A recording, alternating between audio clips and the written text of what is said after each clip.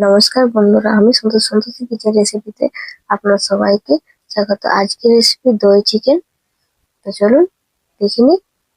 প্রথমে চিকেনটা আমি ভালো করে বেছে ধুয়ে পরিষ্কার করে নেব। এরপর মশলাটা রেডি করে দেবো। আদা রসুনটা ভালো করে পিষে নেব।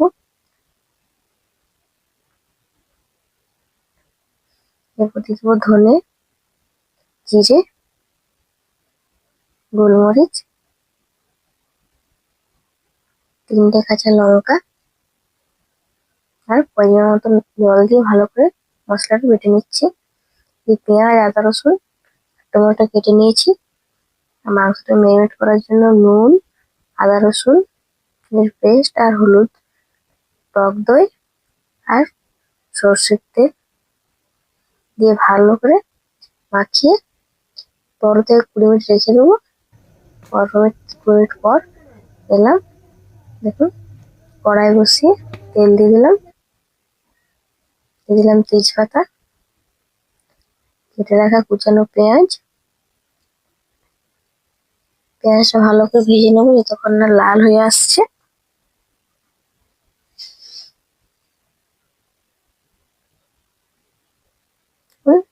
লাল হয়ে এসছে। এবারে দেবো আদা রসুনের বাটা। আদা রসুন বাটাটা ভালো করে ভেজে নেবো যতক্ষণ না বাদামি কালার আসছে। এবারে দিয়ে দেবো টমেটো কুচিটা। কোচানো টমেটোটা ভালো করে ভেজে নিলাম। এবার বেটে রাখা মশলাটা দিয়ে দিলাম মশলা ধোয়ার বাটির জলটা।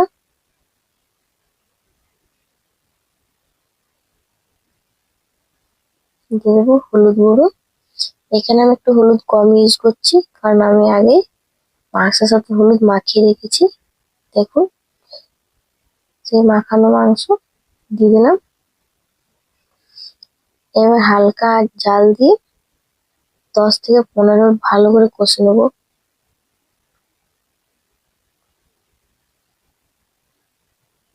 কষানোর সময় কিন্তু কোনো জল লাগবে না, আমি কিন্তু জল ইউজ করিনি। দেখুন, মাংস থেকে জল ছেড়েছে। 10 মিনিট পর মাংস জলে কিন্তু মাংসটা ভালো করে কষে নেবো। দেখুন, মাংসের থেকে তেল ছাড়তে শুরু করে দিয়েছি। দিলাম গরম মশলাটা দিয়ে 10 মিনিট মতো আবার চাপা দিয়ে রেখে দেবো। দেখুন, আমার দই চিকেন রেডি হয়ে গেছে। আর এটা আজকের দই চিকেনটা একজনের ইচ্ছেতে হয়েছে। তো চলুন তার সাথে এখন আলাপ করে দিই। এই যে, আমার ভাই টিউশন না থাকলে একটা বায়না শুরু হয়ে যায়। আজকে টিউশন ছিল না বলে দই চিকেন।